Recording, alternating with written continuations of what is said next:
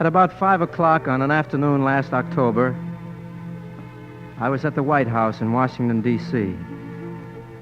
We were having tea, and there was a long reception line waiting to meet Mr. Roosevelt. I was at the end of the line, and I guess I was pretty nervous and excited. Of course, knowing that the president was worrying about the war and everything, so naturally I expected a nod, a quick handshake, and that would be it. But when I finally stood there, face to face with the great man, he gave me a big smile and said, "Well, well, look who's here."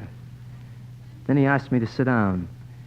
And after we talked a while, he leaned over very confidentially and said, "Say, Frank, if I promise not to tell anybody, would you let me know what's going to be number one in the hit parade next week?" Then we laughed, and we got to talking about what were the president's favorite songs. He told me that he liked the music of Stephen Foster, Going Home from the new World Symphony, and of course, Home on the Range. Then we talked about fishing for a while. Then he asked about Nancy and the kids. And he said he heard a rumor that we're expecting a new addition to the family. Well, sir, I practically fell out of my chair. I couldn't conceive that the President of the United States should know about personal things like that. And just before we left the White House, Mr. Roosevelt called me aside and said, "I see by the papers that you've been working pretty hard. I think maybe you better take it easy and be careful."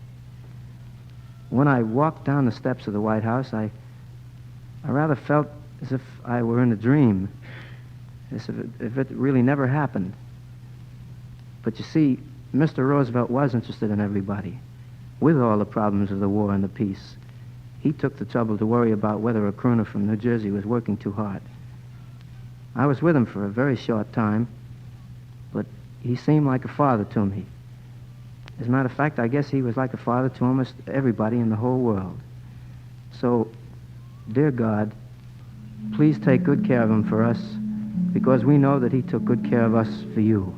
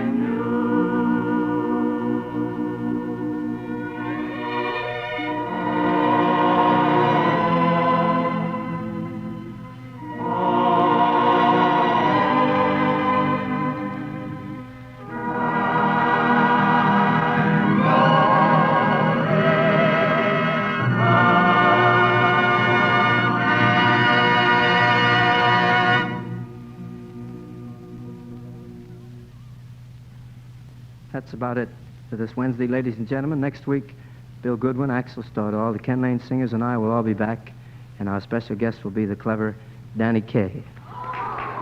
So until next Wednesday, good night, neighbors. Thanks for listening.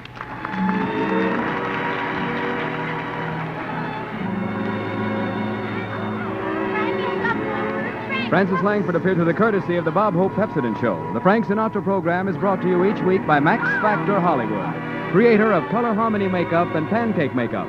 Lou Crosby speaking. This is CBS, the Columbia Broadcasting System.